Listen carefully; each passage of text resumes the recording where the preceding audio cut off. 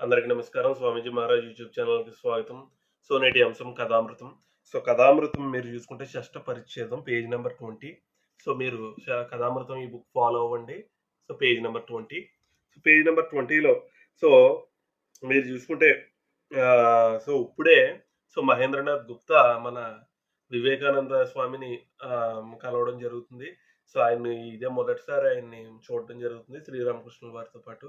So, ఈ విషయాలు ఇప్పుడు మనం ఏం జరిగిందో మనం చూద్దాం.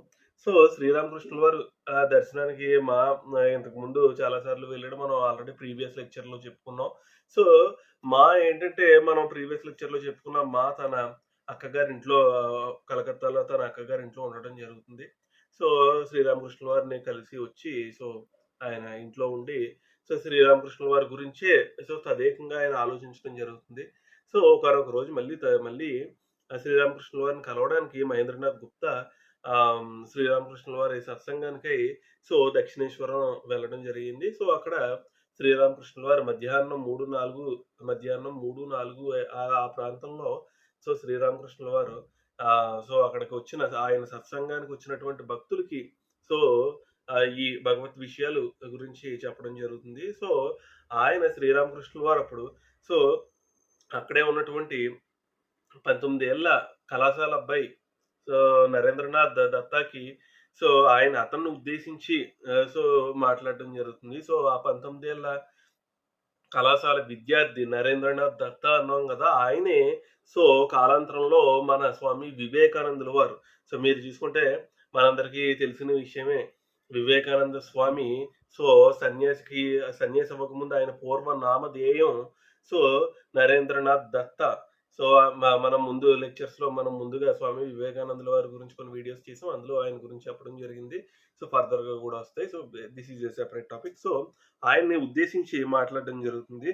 సో, ఇదే మొదటిసారి సో, మా మహేంద్రనాథ్ గుప్తా సో, ఈయన్ని ఇతన్ని ఈ మన వివేకానంద స్వామిని చూడడం. సో, చూసి ఆయన ఏమని అతని గురించి భావించారు మనసులో అనేది చూస్తే, స్ఫూర్తి తొణికిసలాడే పలుకులు, ప్రకాశవంతమైన నేత్రద్వయం, భక్తుని లక్షణాలు కలిగి ఉన్నాడు.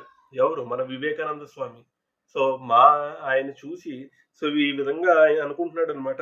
సో, అతను నరేంద్రనాథ్. అతని పేరు కళాశాల విద్యార్థి. సాధారణ బ్రహ్మ సమాజానికి వెళ్తూ ఉంటాడాయన. ఫస్ట్ సాధారణ బ్రహ్మ సమాజానికి వెళ్తూ ఉండేవారు. So, first. సో, వెళ్తూ ఉంటాడు. సో, స్ఫూర్తి తొణికిసలాడే పలుకులు. సో, స్ఫూర్తితో తొణికిసలాడే పలుకులు. సో, వివేకానంద స్వామి సో, మాటలు మనం చూడొచ్చు మరి. సో, ఆయన స్పీచెస్ అన్నీ గూడా మనకి బుక్స్ కింద మనకు లభ్యం అవుతాయి. సో, ఆయన స్పీచెస్ గనుక చూస్తే మరి ఆయన మాటలు ఎలా ఉంటాయనేది మనం చూడొచ్చు. సో, ఎంతో స్ఫూర్తినిస్తాయి. సో, మన ఛానెల్‌లో ఆయన కొటేషన్స్ ఎన్నో పెడుతున్నాం. సో, మీరు చూస్తే ఎంతో స్ఫూర్తిదాయకంగా ఆయన మాటల్ని మనం కొటేషన్స్ కింద పెడుతున్నాం. సో, ఎంతో స్ఫూర్తిదాయకంగా ఉంటుంది. ప్రతి యువత సో, ఆయన ఆయన కొటేషన్స్‌ని ఆదర్శంగా తీసుకొని ఉన్నారనమాట. సో, ఆయన పలుకులు అంత స్ఫూర్తిదాయకంగా ఉంటాయి. సో, ప్రకాశవంతమైన నేత్రద్వయం.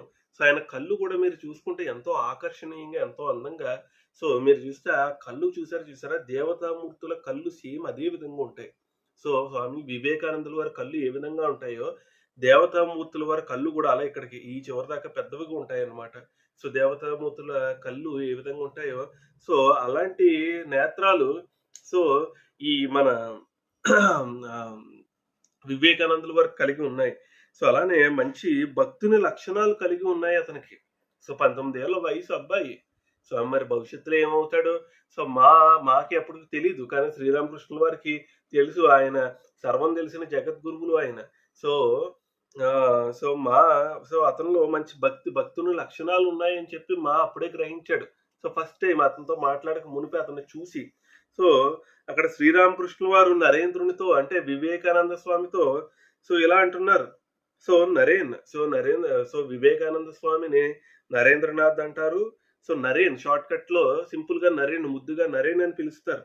సో, నరేన్ ఆయన అక్కడ జరుగుతున్న సత్సంగం దేని గురించి అంటే ఇక్కడ విషయ లోలురు మీరు చూసుకుంటే జ్ఞానుల్ని ధర్మవర్తుల్ని పైన మీరు చూసుకుంటే నానా రకాలుగా మాట్లాడతారు. అంటే సో మీరు చూసుకుంటే విషయలోలురు అంటే విషయ వాంఛలు, సుఖ వాంఛలు, సుఖభోగాలు సో వీటిపై దృష్టి ఉన్నవాళ్ళు సో జ్ఞానులని, ధర్మవర్తనులని వీళ్ళని అంటే సో ధర్మ మార్గంలో వెళ్ళే వాళ్ళని ఒక విధంగా సో చిన్న చూపు చూడటం, కొంచెం సో క్రిటిసైజ్ చేస్తూ మాట్లాడడం ఇలాంటి విషయాలనేవి ఉంటాయి కదా! వీటి గురించి శ్రీరామకృష్ణుల వారు సో ఆ రోజు సత్సంగంలో చెప్పడం జరుగుతుంది.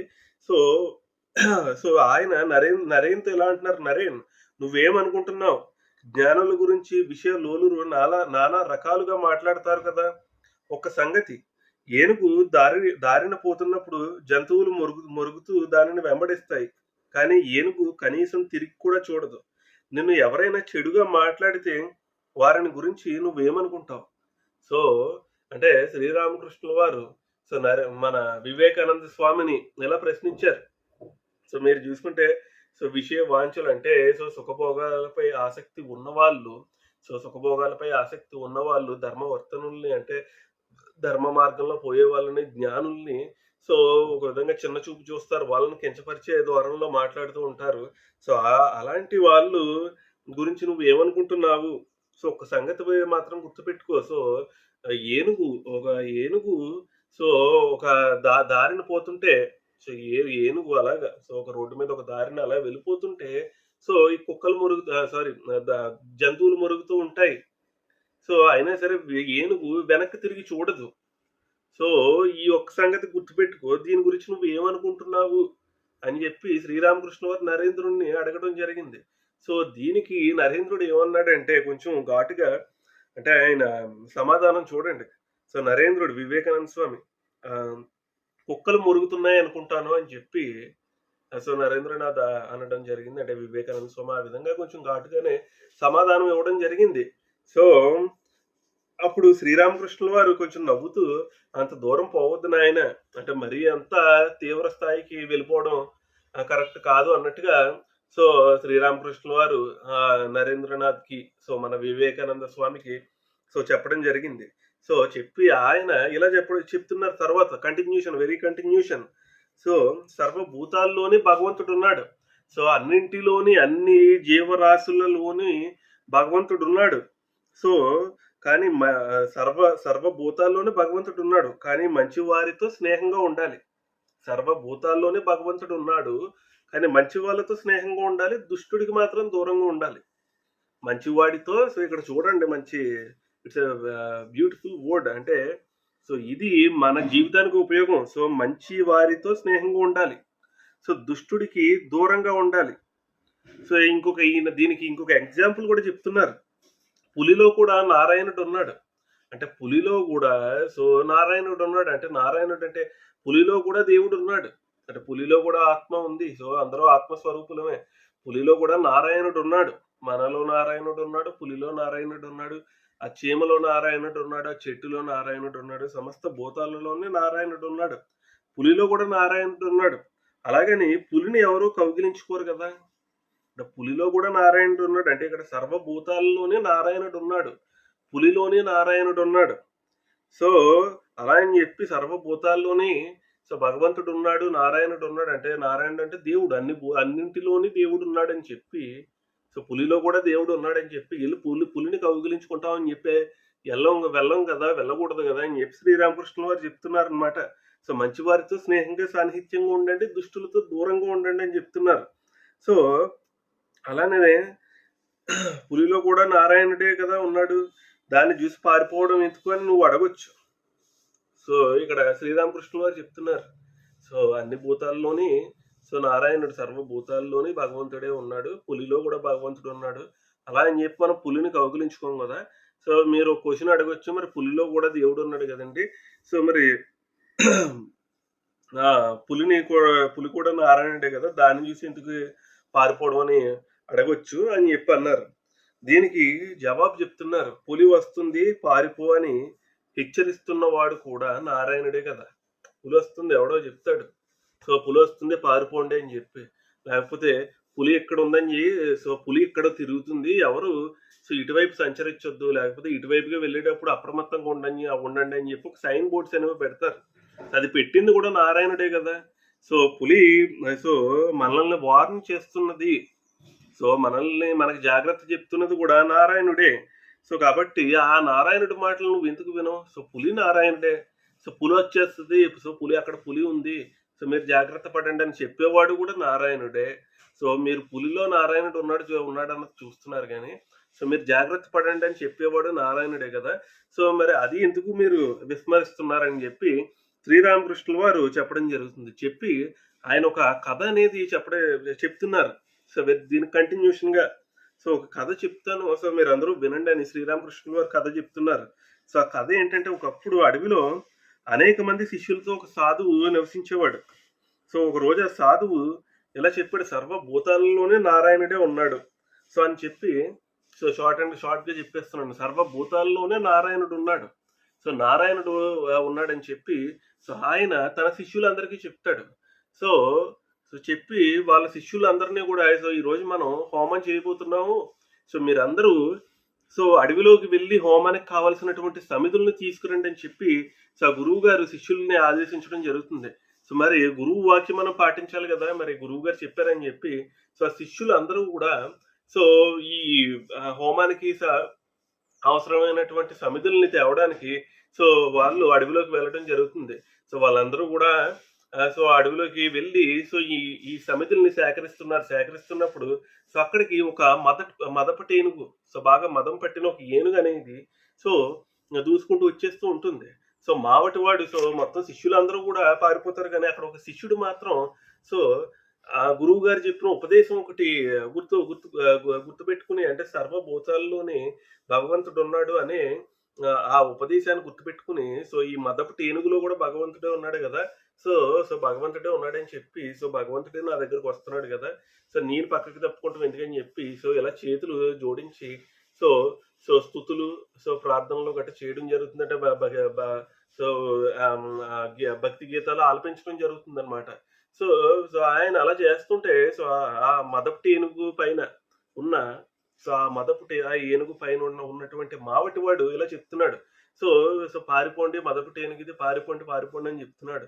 సో పారిపోండి అని చెప్తున్నా సరే అందరూ పారిపోయారు కానీ ఆ ఒక శిష్యుడు మాత్రం సో పారిపోకుండా సో ఇందులో కూడా దేవుడే ఉన్నాడు గదా! సో నేనెందుకు పారిపోవాలని చెప్పి సో ఆ మావటివాడు చెప్పింది వినడం మానేసి సో వీడు అలా నుంచుంటే ఆ మదపుటి ఏనుగొచ్చి సో దారికి అడ్డంగా ఉన్న ఇతన్ని సో తొండంతో గట్టిగా ఒక తోపు తోసింది. తోస్తే సో ఆయన వెళ్లి ఎక్కడో దూరంగా పడతాడు ఆ శిష్యుడు. పడి ఒళ్ళంతా గాయాలు. సో ఒళ్ళంతా గాయాలు. సో గాయాలైతే సో అప్పుడు సో శిష్యులందరూ ఆ ఏనుగు వెళ్ళిపోయిన తర్వాత సో మిగిలిన శిష్యులు గురువుగారు వచ్చి సో ఆ శిష్యుడిని ఆశ్రమానికి తీసుకొస్తారు. తీసుకొచ్చి అతనికి చికిత్స చేస్తారు. చికిత్స చేసాక సో అతనికి స్పృహ అనేది వస్తుంది. సో స్పృహ వచ్చాక సో గురువుగారు అడుగుతారు, ఏమైంది? సో ఏనుగు వస్తుంది అని అందరూ పారిపోమని చెప్తున్నారు కదా! అందరూ పారిపోయారు. నువ్వు ఒక్కడివే ఎందుకలా కూర్చునున్నావని చెప్పి సో ఆ గురువుగారు అడుగుతారు. అడిగితే సో శిష్యుడు సో ఇలాగ అందులో కూడా అంటే ఈ ఏమంటాం ఏనుగులో కూడా నారాయణుడే ఉన్నాడు గదండీ! మీరు జెప్పారు గదా! సర్వభూతాల్లోనే నారాయణుడు ఉన్నాడని జెప్పి. సో ఏనుగులో కూడా నారాయణుడే ఉన్నాడు గదా! అని జెప్పి నేను పారిపోకుండా అలాగే కూర్చున్నా. సో నేను ఆ నారాయణుడిని ఏనుగులో ఉన్న నారాయణుడిని నేను స్తుతిస్తున్నానని చెప్పి సో ఆ శిష్యుడు గురువుగారికి చెప్పడం జరుగుతుంది. అప్పుడు గురువుగారు చెప్తారు. సో ఏనుగులో నారాయణుడు ఉన్న మాట నిజమే. కాకపోతే ఏనుగొస్తుంది పారిపోండి అని మావటివాడు అరుస్తున్నాడు గదా! సో ఆ మావటివాడిలో కూడా నారాయణుడు ఉన్నాడు గదా! మరి ఆ మావటివాడు చెప్పిన విషయాన్ని నువ్వు ఎందుకు విస్మరించావు? మరి అతను చెప్పింది నువ్వు పాటించాలి గదా! అని చెప్పి సో శ్రీరామకృష్ణుల వారు సో సారీ ఆ శిష్యుని గురువుగారు చెప్పడం జరిగిందనమాట. సో ఇది కథ. సో దీన్ని బట్టి శ్రీరామకృష్ణుల వారు చెప్తున్నారన్నమాట. సో కథ ఇది. సో ఈ కథ అయిన తర్వాత శ్రీరామకృష్ణుల వారు మళ్ళీ ఇలాగ కంటిన్యూ చేశారు. సో ఇదే రీతిలో అంటే ఈ కథని లో ఉన్న సారాన్ని మీరు తీసుకుని సో దీని కన్క్లూజన్ ఏం చెప్తున్నారంటే అదే రీతిలో సజ్జనుడు, దుర్జనుడు, భక్తుడు, నాస్తికుడు అందరి హృదయాల్లో కూడా నారాయణుడు ఉన్నాడు. అంటే సజ్జనుడు, దుర్జనుడు, మంచివాడు, చెడ్డవాడు, భక్తుడు, నాస్తికుడు వీళ్ళందరిలో కూడా నారాయణుడు ఉన్నాడు. కానీ దుష్టుడు, అపవిత్రుడు, పాపి అయిన వ్యక్తికి సో వాళ్ళతో దూరంగా ఉండాలి. వాళ్ళతో మీరు ఏ విధమైన సంబంధాలు ఉంచుకోకూడదు. సో దుష్టులతోని, అపవిత్రమైన వాళ్ళతోని, దుష్టులతోని, పాపితోని అంటే పాపాలు చేసే వాటితోని సో వాళ్ళతో మీరు ఎప్పుడు దూరంగా ఉండాలి. సో వాళ్ళతో మీరెప్పుడు సన్నిహితంగా ఉండకూడదు. సో కొందరు ఏదో ఏదో ఎవరైనా కొంతమందితో ఏదో మంచో చెడో 2 ముక్కలు జెప్పేసి తప్పించుకుంటాం. సో అవసరమైతే ఆ మాటలు గూడా మాట్లాడకూడదు. సో మరికొందరితో అది గూడా పనికిరాదు. సో మరికొందరితో అయితే అది గూడా పనికిరాదు. సో తప్పదనుకుంటే ఏవో పొడిగా 2 మాటలు మాట్లాడేసి ఊరుకోండి అని జెప్పి శ్రీరామకృష్ణుల వారు చెప్పడం జరుగుతుంది. సో ఇది నేటి అంశం. సో ఇది మీరు సో మీరు జూసుకుంటే పేజ్ నంబర్ సో 20, 21, 22, 23 సో ఈ పేజెస్ అన్నీ గూడా మీరు చదివి సో ఈరోజు ఈ లెక్చర్ జూసి పేజెస్ అన్నీ చదివి సో మీరు ఆల్రెడీ నోట్‌బుక్ పెట్టమన్నాం గదా! సో నోట్‌బుక్‌లో ఏం అర్థమైందనేది రాయండి. సో రాసి సో అలాగే కుదిరితే ఈ పేజ్ నంబర్స్ గూడా వేసుకోండి. ఏమన్నా మీకు ఎప్పుడైనా డౌట్స్ వస్తే సో మీరు ఈ బుక్ కథామృతం ఓపెన్ జేసి అంటే మీ నోట్‌బుక్ ఎలాగో ఫాలో అవుతారు. సో ఏమైనా డౌట్స్ ఉంటే సో మెయిన్ బుక్ కథామృతం కాబట్టి కథామృతం ఏ పేజ్ నంబర్‌లోది ఆ మ్యాటర్ అనేది మీకు తెలుస్తుంది. సో దాన్ని బట్టి సో కథామృతం ఓపెన్ చేసుకుంటే ఇంకా మీకు డీటెయిల్స్ ఉంటాయి. సో ఇది నేటి అంశం. సో అవసరమైతే మన లెక్చర్ నంబర్ కూడా వేసుకోండి అక్కడ. సో ఇది నేటి అంశం. Thank you. జై రామకృష్ణ. అలాగే మన కొత్త YouTube channel so first disciple of Swami ప్రజ్ఞానాథానంద.